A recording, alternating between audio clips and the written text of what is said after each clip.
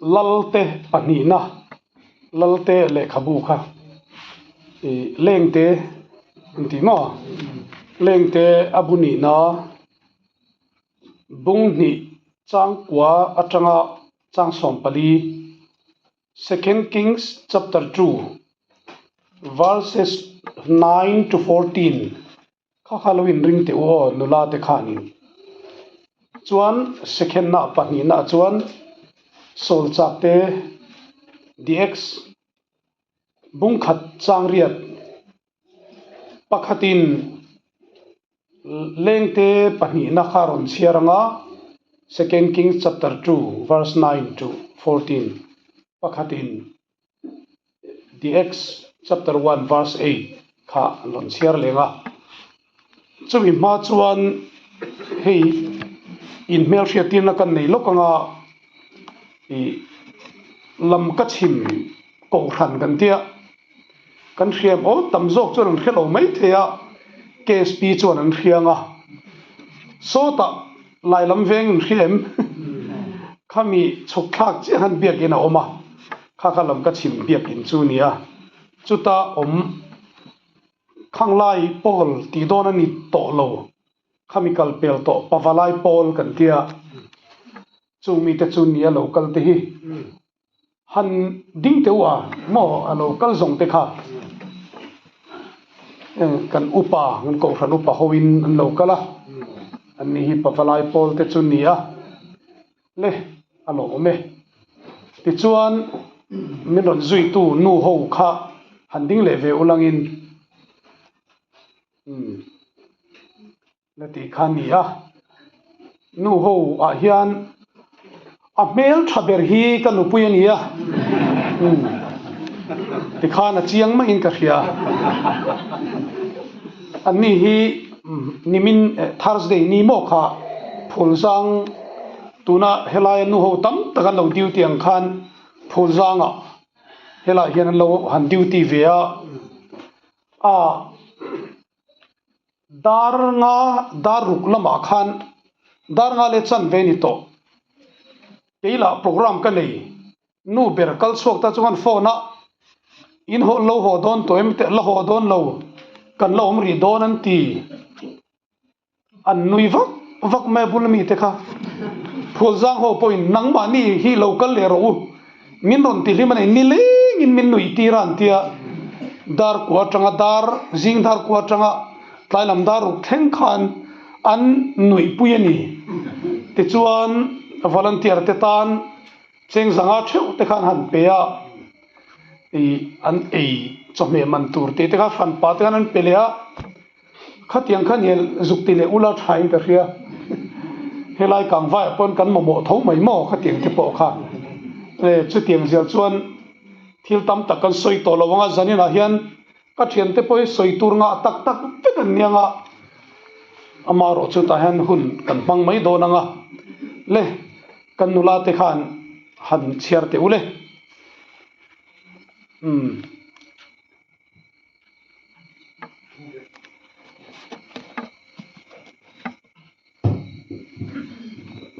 lengte panina bungni changkwa pat changsong le li chan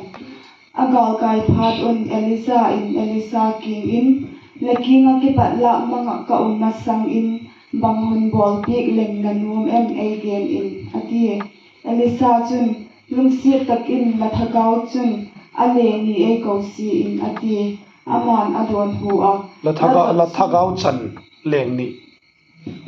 lathagau chan ale ni e ko si in ati aman adon hu a lada chu thil hak satak a hin la nanga ki patla manga ka lai taka leimu chun ji chu pi ka ding nahi a hi lo lewang pi khi lo ding nahi ati achi kom u a holen zial lai un me kung kang talai to me kung sakol ten amau ten chu a hum khen dan tan Elisa chu chin pe in van akal to tai Elisa chun a singkom in aki ko singa hepa Israel kang talai te le asakol pu te chu ti in himale amu phak tak lo phat in apuan chu ala phelnin abot thek tai Elisa in Elisa panin lu Elisa puan ama ake patnge hong ke tha chu ala anung chi ke ka Jordan lui ke in ading tai Elisa puan chu ama ake pat hong ke tha chu ala lalpa Elisa pathin nge chu khoya a em ti kom in tu chu a khena tu chu a khet phat in alang khat le alang khat lam gel in ahong ki khem tan Elisa chu a chi ga kai tai namo me pakhat so khat tir ko te thil ti na sekte bum khat chang gi na himale thagau thin tho chu la chung o ahong tun phat le thil hin the na nei ta la ti chun Jerusalem Judea gam le Samaria gam le kol kil ting a kathu het pi te hung he ding la hiu tina don hu a amen le ei zanina hian so lai theng so in thua ma sela ka fak em le munom ka ti ber chu helaya thu kan nu ho gin nia tarte te po chaklo tak tak te kang vai muna front line a inom tlat ma hi front liner kan ti te kha chu nang ma ni chi hi ni e in front liner bil zo kani hei ka thian nu hi ti hian soi tai la tlang de Mizoram mi ni ya buai khevak lo ni ya tianga om ngai lo hi ne hlaw em maya hela kan ta na kaprang theng kha chu nuam pola ti thawa kaparang kan pela light lo om to lo thim phei mup to tor bung kan tlan phaisel kot lien kan tlana ti khan tor bung kan tlana ka local ve kher khera ti chok tre to me kir le donin kir le na tur kong om to si lo amuni thenga nuami ti ma hang kan tia a kong lan lo che em mai le nga la ti chuanin hei amun lo thenga tuna chon alom le ta ema eng poni se zanina hian kan front liner sipai solo kan ngai tha kha a ro pui ka ti ber maya sipai solo ngai tham lo hi kan tamania kan voi khat ngai thla na poni mai theya khatianga tharawina pol kha alom omani ti le tong china ka nei do na nga phut du ka neya kan tlangwal te kha inom huna han loading ulangin intan kan dil hal don ni a thei ram chon tlangwal frontliner te kha loading ro ule a omom te kha ding to kun le pau chapiteu khongai tu lalpa kan pathian ima kan ron dinga kan volunteer te ikut thiang lima kan ron hla ne amen an ma ni wanghen kan hima nangin iti chak tlata then khatten tolai li ring ma sela then khatten sakor ring ma sela keini ro chon lalpa i ming kan lamani hi khongai takin i ming kan laminang in min chang ang che nutar te putar chak to lo zok te po helaya om tlat te hianin i thamon namak tak mai olal pa an chang tlatania thil ti theina nei turai du ti chu i thamon na chang tu te nia chu van Jerusalem chua san lo turai tiang khan helai hi kan Jerusalem chu ni ta olal pa nang ma in puang zelang che zanina hian he lamanu ho duty thu now noi ne na thu zong zu te po kha i tharau pol chakna kan dil sak le a thuam thar zelang che i khongai ku ta kan in hla ne lalpai so Krista mi in chu zong chu kan dil a che amen le hey tuni takin bang pau pe nam kam han cha ni tharo pau kan thodam ai lo le vai phe pau kan thodam ti hi ka ki gel line ka to ku ma chu amasanga chu mizo pau won na hin tuni lai le tharo pau ta ka hal kho mai dam ka ti thipa thim ka hin tharo pawina le hey Elisa khanin Elizan ne na khan atharau chan ni adila thil har satak thil khir tak idila ni he tia anin pek mai lo khani ma se Elisa hana dil tlat maya atharau chan ni chang tur chuan van lama lak chho kani min hu phat chuan I changang atia Elisa khanin khodanga en to lo re reng anin kom lai re pon angai to na zong zong chu van lama ta tlat mai ni van lam en tlat hi tharau chan na ni chu lalpa lam en tlat hi kan poimo per ni zanina hian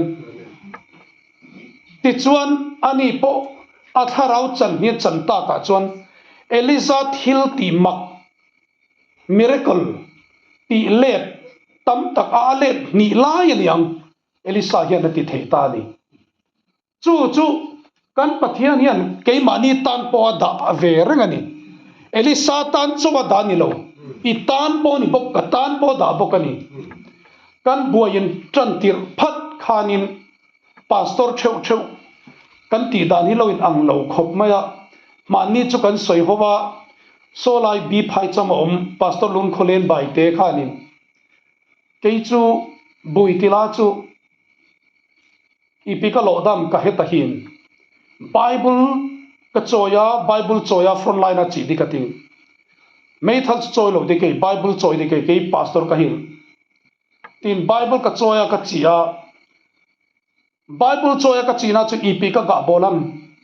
thal ka kapam kap lo aiwa ni som le ni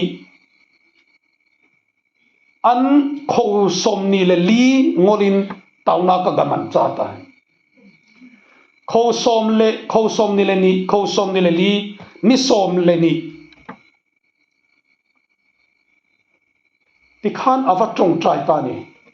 pastor pa nang ing ting ei ti ve te a soi po ka soi zak dewa pastor ve si kha ka nui za so ka silai mu nei dan riut kha ka ngai to ni an buai ta ti ve le khan tui buang kha ka bia la nia tui buang ka tlan tha SL po la khain khemai thia police mana po ama athalak wang kan buai vak khamo DC office ta kan har kha khami te na kan lu ta Paul nang chu police ni boya chun yom mai yang ti ro te pastor pa mai lo ve mai lo dan ka zir ti rang che min tia boy ka mai thal chung la do ta pin dan mi kha rifle har la chok ni hi eng silai nge insas rifle eng mo insas sas mo insas INSAS insas rifle mi po ka hello silai mi po ka hello ma seral ka ve ka tum tat mai ni thal ka dan atia alot dan min sir tera kati ti khan ka bro le amu ar rivak don sin te ai achang be hi te achang be poni se kan ka ve ta chang kha chon ka ho chawa enge ka ti ta kang ka chum te ka nupui fanau te ama ka soi to ha Mizoram mi ni ka ti kha mu thei lo lau mai nia a nau te wen on phone renga nu le pa ten lo kan ho vat ro I pasal poron chen mai ro Manipur ai lo va nei kher ni khan ti an mani hi va da phota ngai ni vatan ka vata a chuta karil rongai to na ber chu diesel le petrol ka ho nanga kan missionary te lak chhuana tur motor hire na tur kha gari hire na turin paisa ain diesel afizo kani paisa ain petrol afizo kani chumi khereng chon karon hona karong kalpui te silai muin honin effect ani silai mu hon dan tur gur kha karil ron la reng mai kazak em mai Mizoram ahan ka melan mu ti ka hlawa tlan chia kan niamo kha chu apinga chon hlawa tlan kha kan nirngot ani mas ka bu arenga tarmi ka bu poka tu man ka melan khelo ti khang ron tlan hole ngala zana kan thinga aizol zan khat kan ri ka tu ka karon tlan kir le ni car tereu te 800 la ni le hala a har khom mai kamuda chua khop maya kanong thlen thak to ka chon kan ril ru ka pastor cheu ke chon engting e silai mu kan supply thiam ke man kap thiam lo mai la front line na supply dan tur the ngai pastor pa chu alo tong trai ngat maya ka sak zo ka soi ngam lo bak ka soi chuak ta lo ni pastor pa nang la e pina lo man ti khan ai ma cha lo lo ka hoi vel mai ka soi ngam lo ni a hei hi engdang ni lovin tharau thianglim thil ti thena changtu te ne na chuan a tho dan chu midoi zep kha mi hoi sen alo ni to a chu tharau na tho ni enga te kan front line arten huai em trong trai na pathian ina changa tharau thianglim pol nan chana wangin an huai sen ani enga te mani lo ka thi kha khopui bunga i kha silai mun siama apuaka damdoina om renga thita kha ari in hrianga tiru ama khalom langza davita an englo laya davita lun tan laya nuwa revenge kala tho do ni tia mei tei bangkara avatlan luta mi pali lai avat ka chilani kha pa khania huai sen na kha khoya tang nge nei ko ran ho te mi thane ngai te tong trai puina in pathian ina thuamani a thuam huai tat mai mi doi zep kha huai sen na pe ni ke po ka ma mo ber chu huai sen na hinia tun thlengem ka doi em ringot ma dik tak chon kang vai front line in khom turan tipon min ron ko thin po hian ever ready ka in tia chu hlau chung in ever ready ka ti ka in ever ready da ni a ka hlau em thawani ti chuanin mi that chedeu na thok pe lo po kha mi tai matak a an lo tang ta a chu tharawina mi a thuam dan ania mi tik ngai lo kha mi dik tak ani to ni tin miri nom lo mi ta san lo ho chu mi ta san ang ki leng tai hi a hin kho zo se chu ki leng a ki len theina pa chu lagau thing tho na to hi kha ni pathian na tho chu tiang tak me chuanin tir ko pitera kha isua wana lon nu khan eng tingeti ke bai pian tirata ke bai kha thoro tangka le rang ka chak eng ma ka nei lo ma se ka nei chun ka peng che nazaret isu krista min ke in kal toro ke in kal tamai ni mi zong in makanti pitera pathian tharawinan thuam tak chu a makania hetia akal adinna atha asedo himo alim thar hot po hi min dam nang chan phani chu tiang khop chon tharawina thuamani amma khan engtinge pitera oma a doi lutu mi doi lok tak zetani lali so po voi thum la ya phat sang kha ma se mi huai sen per lo ni ta pathian tharawin thuam tak chu a ti dam theina te nei ta thu khil theina te nei ta chu thu chu ani le zanina hian a chang thei tu vek kan ni helai om zong te engtingen chan thei bi elisa kan van lama en tata an pani kan holim koma chi hi elizato holim koma hi tia kalzel kichi pele zong aman a et amit hi van lam ngon ve hintin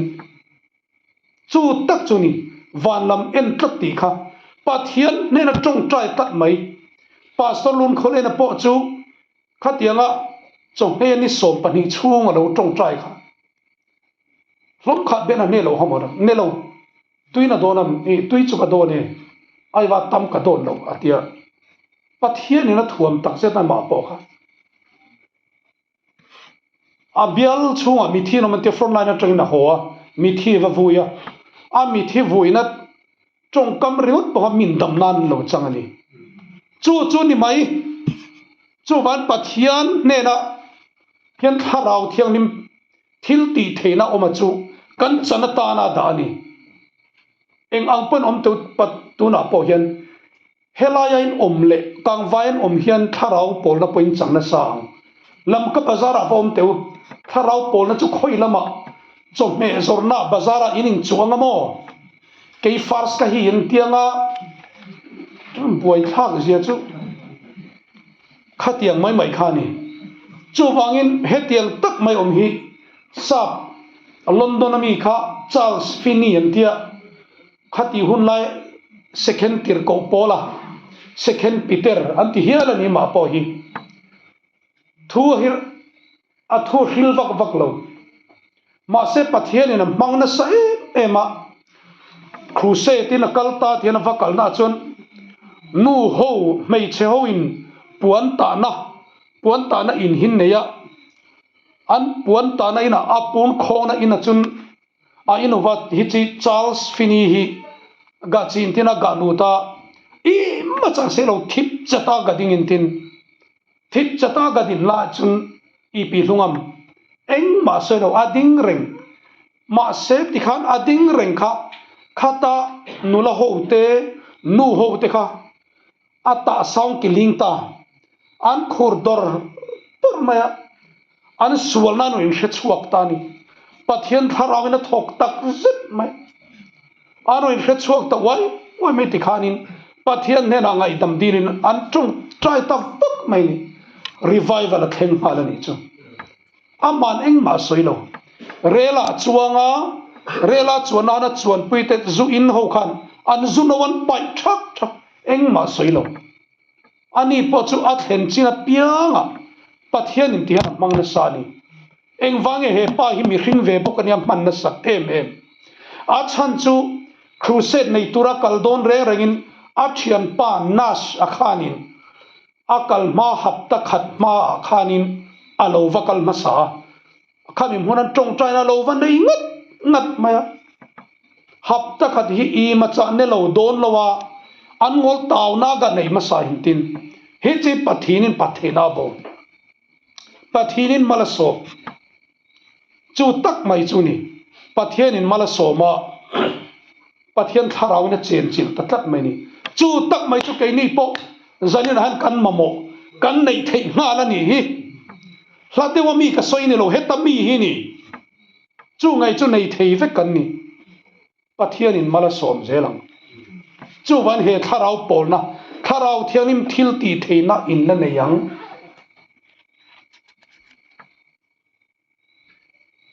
lali suami tiamani John Hyde America mi alar he pai India rama apiang thara India rama missionary turin rong kala India rama missionary akal chu athian pan lekha ron thona athian pa lekha thon chu achiara athian pa soidan chu my friend kazolpa tharau thiang lim pol na khat I chan ma lo chu itan ka lo tong trai don ani ti le kha nia an chiar chu thina rim la tu a le kha met khor nok na ka pai tup mai ai le ke hi missionary chi ke lo hamo I bola hi chi pa ka loi pa hin hlagau thing thu pi na chan ma sangken nang dinga na tau ti ka hi ti hi ei si mo nai lo ham ti ni chu min musitani tharau pol na changlo min ngai mo tharau pol na ka chana wanga missionary kal ka ni lo mo inti missionary mai ni len ni khachu vai rama vai jing akhan kholaya pathian thun va soita परमेश्वर ने जो कुछ सब कुछ कर सकते हैं आपके लिए भी पवित्र आत्मा भी दे सकते हैं इंसान पथियन इन थराव थियन इन पोल न पो आप पे थे चेवा ता चोन पथियन थराव इन पोल चेव चोन इन ती दंग लबिन इन ओमंगा इन रिल रू ते पो लो नु ओमंगा इन लिमंगा van ram in chan turania tharau pol na in hele apon maula lim takin in zelanga in na tho te point tluang ve kang tian an soi kha vai pakhat lo ngai thatu kha nin babu tuna tharau thiangin pol na ti soi kha nang mai chang to em ti ta ni chu John hai ta chu akke apuak ke ni ber mai a zak lut tuk kha tuiral thei chu ni se tuiral tong chu ta khan ina tlan ho wang wang a thian pa le kha thon kha en thale ngata ka lo tong trai pueng che ti kha hrein ti khanin a le kha chu a thep thata a pai to nu kha a thing thia pathian ne na tong trai ta ni a tho to lo thing thing a ngat to mai khuk dina anmol i mu zong i mu ke lawa taw na taw ta jing ei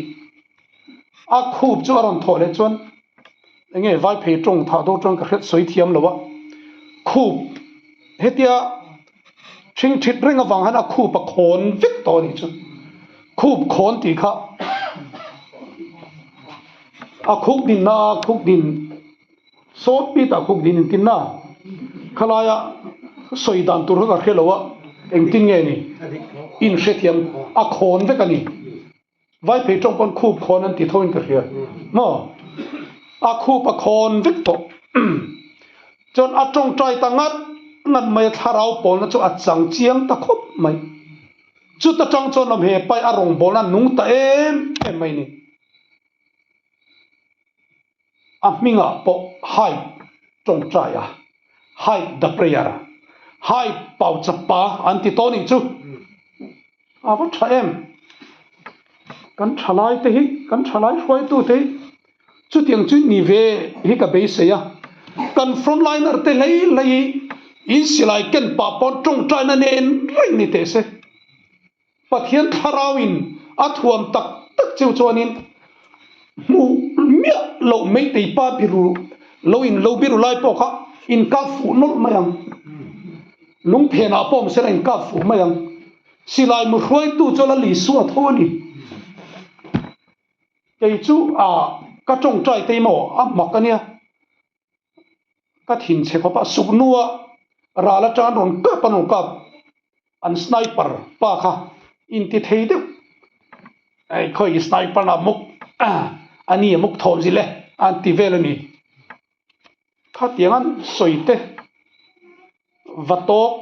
varak ti velan ron hona langzalama he tanong kalpe ngasi di insang hau do re a thin hirim em to me pathian ne na ka tong trai dan hi duem olal pa hi tuna sungnuan kap le to rala tangin an sniper chuan vor khana ron ka pe olal pa davida virvom lungte ngai khan pela an sniper chaldara tak son vaka tirte tong choi nak pathian ni chang tak ne mole a chaldara ka aron le thattu kavan lom per mai chuta aramba intikum futhiam de kharon tlana ten ain bin kher ni chumre zuang ve mai sela zuang do ain bin lai takin ako nga lo ka saka a thep than mizoram ka thian te ka va thon nga la rom kha ni mai pathian tharau in me thua ma wangin tun thlengin min that chimit thei lo ni hi tharau thuam na la ni renge enga tinge kang vai hela din tat pathian tharau ina ompui tlat tatin ni chu tak mai chu ti hian kan soi le duwa hey dial mudi thu soi thiam pa kha biligram ate hun ma dai khovela thu hil nung berle lar berania crusade an neya thun soi chu mi zong zon mu thu vek anung lo lutuk a soi reng tian a crusade hapta ni turani an be dong to lutuk an nu pani ka huai sen de men oma an ron kala anin khom bang kha pastor local ro kan chong trai sak don se kan trong trai sak don che dial mu dia thin lung chapo zia chumo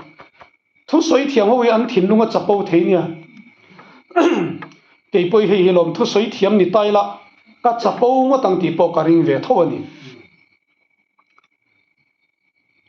kan trong trai sak don che na ming ti alung thima ngai tu na chu chi Chicago America Chicago khopia hin ho in khang to pen nei kai lo ham Sunday school zong alin pen nei kai lo ham o I bolai hi chi mi chai vai nu pi ni te hin in tau pi ngen ti ham eng wangin nge ti mi ka trong trai sak chi min ti ma sela poi lo ve trong trai yang speaker kha chuan o le trong trai sak chuan o le ti maya biat in nung lama vestia chuan an luta an kan trong trai ta ti ama dial mo di ngei na ron soi le lom kanan trong trai kha kan trong trai zela ti zela kan trong trai re tel chu sa thau tin khat ka lu tang hian tian min on le ni pen ta hria ti ni chu pathian tharau khiak thi ni chu tharau khiak thi na ga sa khiak tak thau tak kha min on le ni per hian ka hria ka om dan kha kan trong trai zela ka trong trai dan ka trong kha amak tel ka he thiam to lo atia ka he thiam to lo ti kha engdang ani lowang trong hiat lo ani hrimang ti chuan ka trong trai dan position ka om dan po ka he thiam to lo ati kha atak sache na khur to ti na ni chu trong trai na lam na sa to ni chu ta zet chuanin chu mi zo chuan anin khom le ta thun soi le chu mu thu ti chu khoi lama mi za chuang zet mai an ding so to mai ni hallelujah praise the lord tin chu ni pathian tharau thiang lim thuam na chu thu hil tu ten kan mamo a ngai tha tu ten kan mamo a hla sa thiam ten kan mamo boka ral do mi ten kan mamo boka cho chum tu te pon kan mamo boka ni tu poina kan mamo kan chan thei ti na ni chu wangin ato peratan ten kan soile tu a tlangwal lian go sona oma solai escort lian tlangwal sonia kangwai ho chon an hevek mayamo kan volunteer te ponin lo hria da tan kan soidu ni chu son khanglai committee la hung talo nang hi frontline lama umen I oman tia enga tinge lam kalama poi local tolo pastor pa lam kalam ki hung le mo thu tam lagau lo zale na zong lo pathin pol na zong lo frontline na ni chon pathian pol na tama kan tharau pol him zo ka an nuam em mai ni chuwan pastor pa nang po frontline aron omro atik ring maya mo ron omila ka chak zo do ni chukatia chuan tungai ni numoi kan ti kha khoi khuwa chi ange ka hrelowa ama taki chu vai phei chu ni ti ka hria he ta teng german rota kala koutruk enge kha kangchup lama frontline a kal zela cross aphun zela damlowan omem atong trai zela he ta cycle lam thleng tian more lama kalkwal put mai awa fak em o kha engdang wang ani lo pathian tharau in ruaya tin ni kha engma laulo kalom na ber chu mi damlo te pathian in min pe kar kut ka khoi teng ten andam tlat ani tia khatiang te khalom hlu em chu huai sem takin across phun to re reng chu mei te nan ron pel thei to lo bani a mak zia chu pathian in ahum tlat mai chang chu wangin ke ni po hi tiang kan ti teng helai kang vai po hi an soi thina lom kan nu ho kha cha chum turin roin volunteer on kal thina amun kan thlen ma chon kan khura amun kan thlen meu chon nuam em mai solaya loin kapin silai rima sela ari na sat po le ke ni ka trong trai na kan tang na save thunga awan nuam man tia an lim zian lom zian ron soi thina ni chu tak choni kan nu ho helai lo zanin na local poi kan kallama khur kha kan hole lama chon lom to ngatang chu wangin pathian tharau hi khoya po a oma dik tak chon ke ni po ke poi dik tak chon mei te hi soi che tur po kan ilova tu na hen kan christian te la om ringa kan mei te pastor te pon la omani ma se kan in biak re rangin buai na lam kan soi nga lo ka zo du to ngai lo ni ka zo a kan soi chon enge tuyelia nem ti te ka zu zo thini chumo is noi area da ising thumra tuyelia nem ka te on ti chon yes ka ti ngal thina ka min chang du to lo ni ka lom tat zel mai sia oza nang sini hen te ani viau mai ke nim shom kan tu re ta nang ni tui na chim lo chewa nuamin ti so ka te dik take mo ka te ka lo in sum thei le thina ka chang lu tu hi ka chang ul to thinin ka ria eng po ni se kan ral do a to per ta na ka sei du chei hi ni chen khaten to lai liran ringa chen khaten sakoran ring ke ni ro chon lal pa pat kan pathian ming kan lam zo kang khatiang tak khanin pathian ming kan lam ringa nga ado tu tur chu ke mani kan ni lo pathian ni ado to zo do ni pathian ni na do piang in kan te a kan du peng min ti sa separate administration kan ti poi appeal lekha te chu a theng chuk to vairama vai ho nena a theng chuk to vai pa kan dil mai tiru pathian nena na sa zo ki dil te ngu separate chu min pe mayang greater kan du mo greater mizoram kan du mo mizoram a dil turin lo an she thiam tak lo pathian nena dilang u pathian in min pe mayang lalpan athu kan zatan man som ro se